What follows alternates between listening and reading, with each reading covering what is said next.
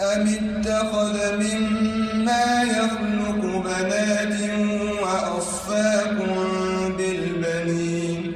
وإذا بشر أحدهم بما ضرب للرحمن مثلا ظل وجهه مسودا وهو كظيم أومن ينشأ في الحلية وهو في الخصام غير مبين وجعلوا الملائكة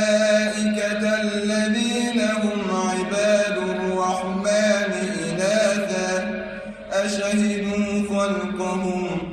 ستكتب شهادتهم ويسألون وقالوا لو شاء الرحمن ما عبدناهم ما لهم